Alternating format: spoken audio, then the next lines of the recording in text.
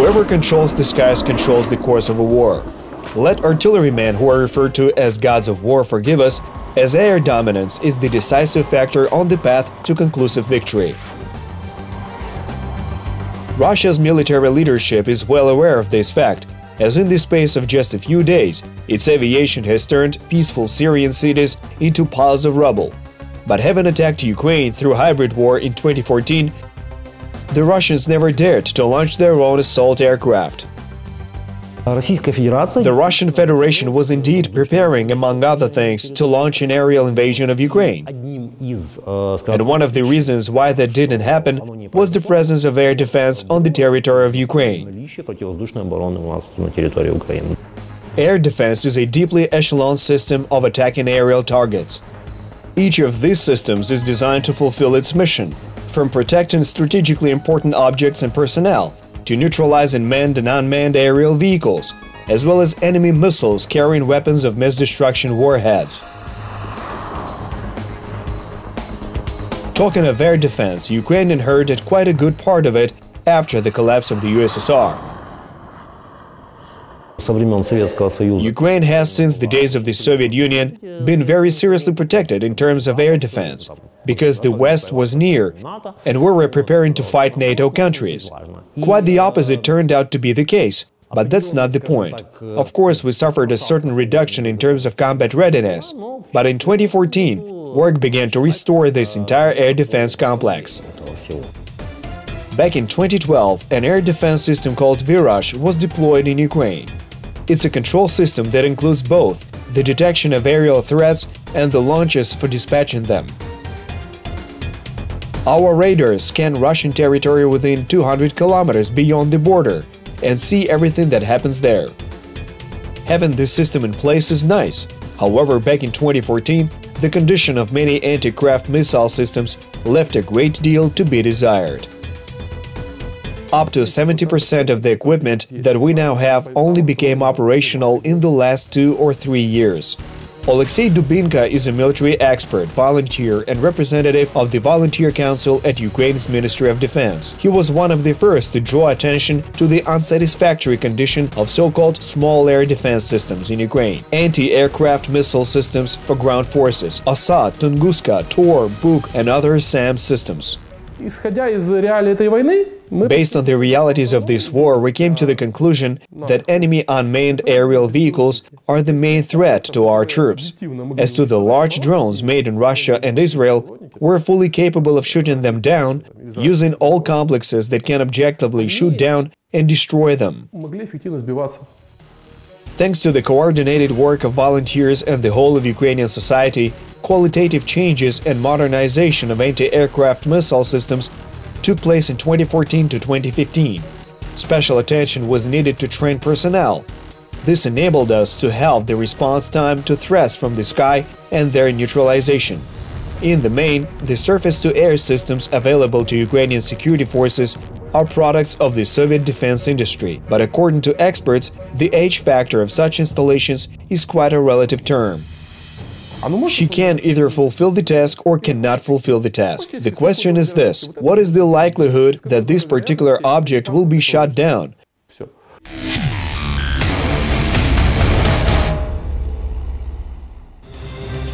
In the 5 years of this war, around 50 unmanned aerial vehicles belonging to the Russian armed forces have been shot down by Ukrainian soldiers. According to practice and evaluations of experts, the best way of handling this task is to use the Ossa anti-aircraft missile system. It is now called the foundation of our air defense in the current war.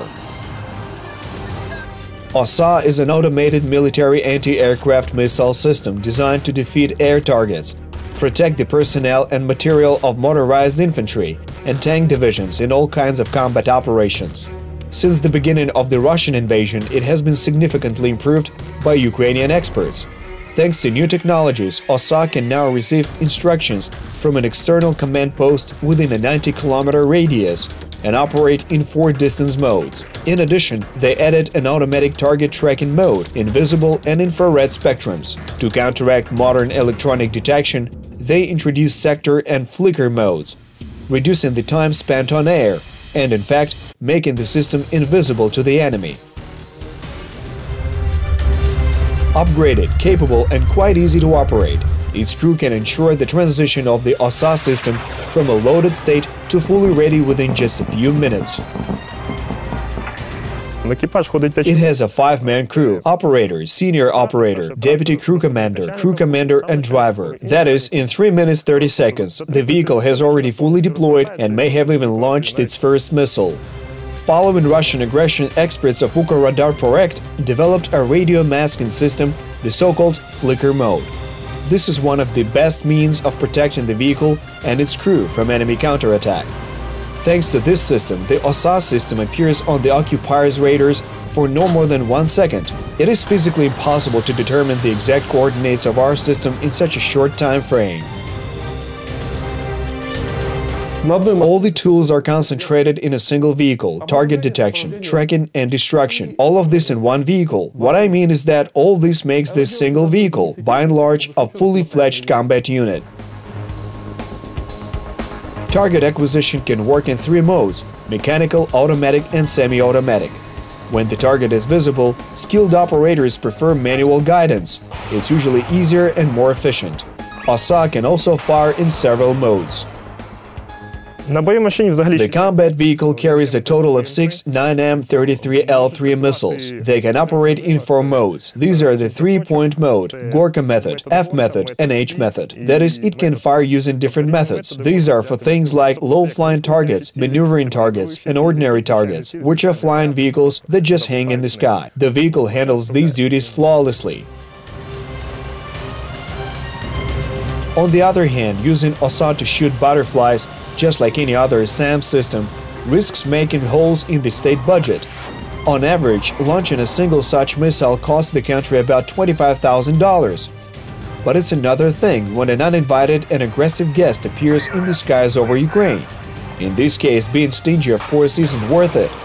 Thanks to the quick decision-making process, in October 2018 alone, 3 Russian Orlan-10 UAVs were destroyed by Ukrainian soldiers using various SAM systems. By the way, Russia spends at least $120,000 to produce one such vehicle. On the internet, they shouted treason about this, saying that, look, they wasted an expensive missile shooting down a toy plane. But everything has to be taken into account in aggregate, because this toy plane was carrying out reconnaissance of a real-life expensive facility. After each vehicle we hit, the enemy stops flying for a while. Moreover, we know that they start searching for reasons. We even know who is punished and for what, and even fined. They still don't understand. How is this happening? Or maybe they think they understand, but they don't.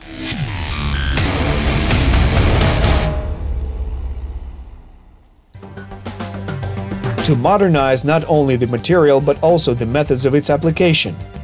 This task is no less important.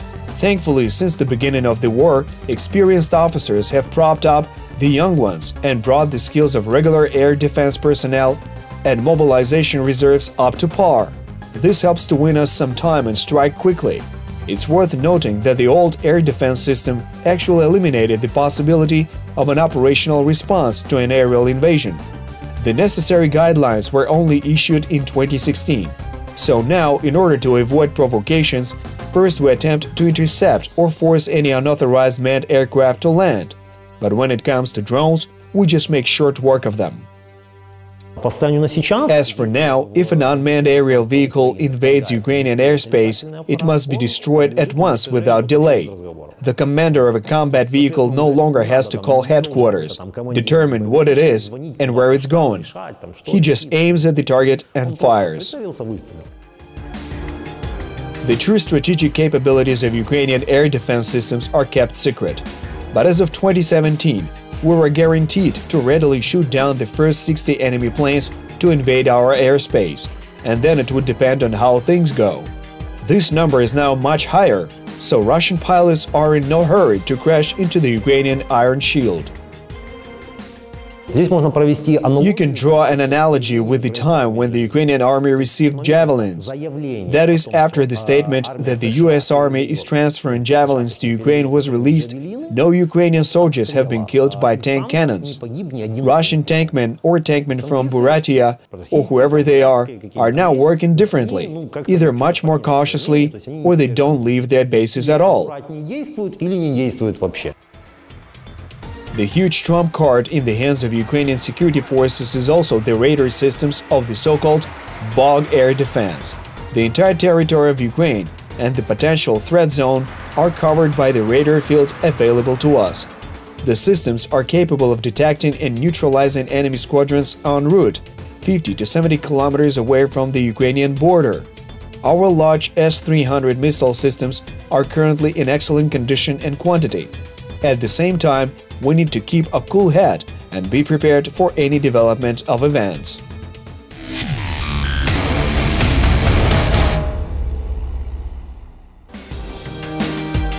On May 28, 1987, German Matthias Rust flew from Helsinki to Moscow on a Cessna plane, easily traveling 800 kilometers and landing on Red Square. Real hysteria began in the Kremlin. The formidable Soviet air defenses turned out to be blind. And this all happened because Rust was flying at a very low altitude. This case marked the start of development of new methods of combating low-flying aircraft. In such cases, all countermeasures may prove useful, from assault helicopters to small arms. One of the most effective methods is to use the good old Zu-23-2 anti-aircraft gun.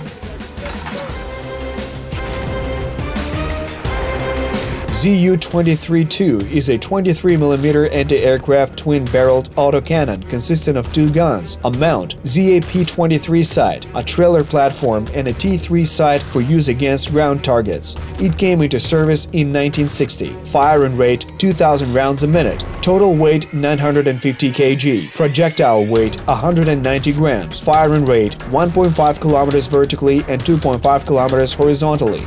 Crew 5 men.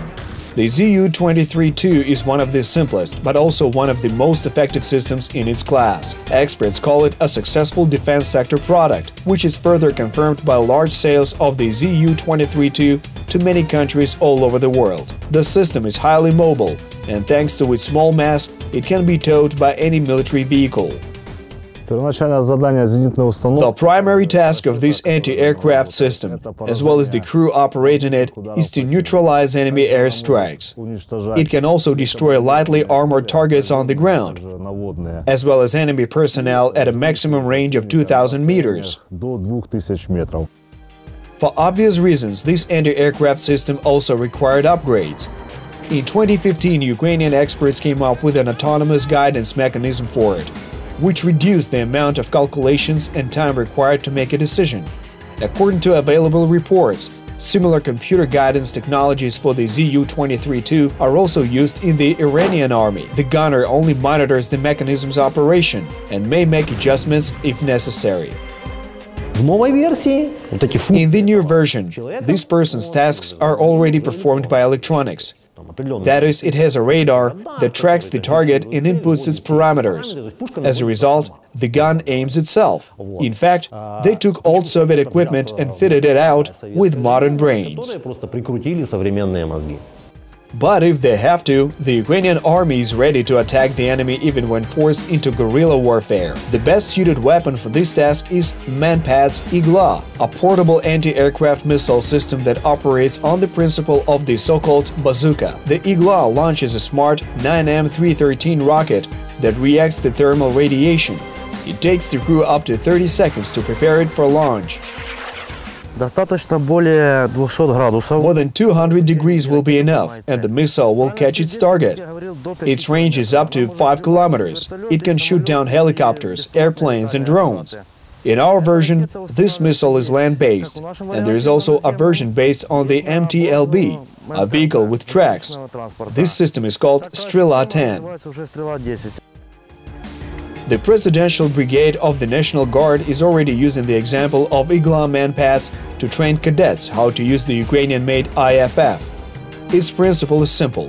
Even if an operator mistakenly targets an aircraft belonging to Ukrainian security forces, the launch mechanism will simply lock and not fire.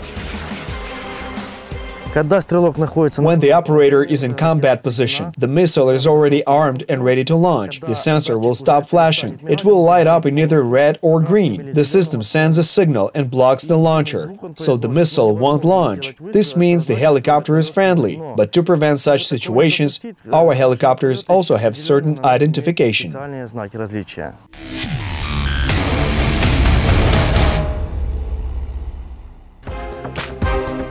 Having lost the status of a nuclear state, Ukraine has staked on the production of its cruise and strategic missiles for long, medium and short ranges. Over recent years alone, our designers have developed and successfully produced the Neptune and Wilhelm missiles. Work on other systems is also ongoing. It should also be noted that the anti-aircraft missiles that are relevant in the current war will also run out someday, and this can have bad consequences. For example, Georgia's air defense fired perfectly on Russian planes and downed them until the day they ran out of missiles. During the 5-day war, they shot down 11 or 12 planes, as I recall, and then they ran out of missiles, leaving Russian enemy planes feeling free in the sky. Currently available missile stocks should enable control over the skies of Ukraine for a long time. According to experts, our designers are already busy developing new missiles for small air defense. Perhaps it'll be a while before they're brought out of storage. But in air defense, it isn't regular use but missile availability that acts as a guarantee of peaceful skies overhead. We don't get carpet bombed. This is the result of air defense operations. We aren't threatened by serious strikes by drones. This is also the result of air defense operations. All of it. Man-pads? Yes, we have man-pads. And we're ready to use them. Yes, we have ZU guns, Shilka, Tunguska, Ossa, Tor systems. And this is why enemy planes don't fly overhead. We possess all the big air defense systems, S-300, Buk, and we're ready to use them. Little is said about them and even less is shown. The systems we covered are just a small part of what Ukraine's powerful air defense system is equipped with. But the main thing is that we can, in fact, protect ourselves from enemy air raids. Ukrainian airspace is locked securely by a shield of steel.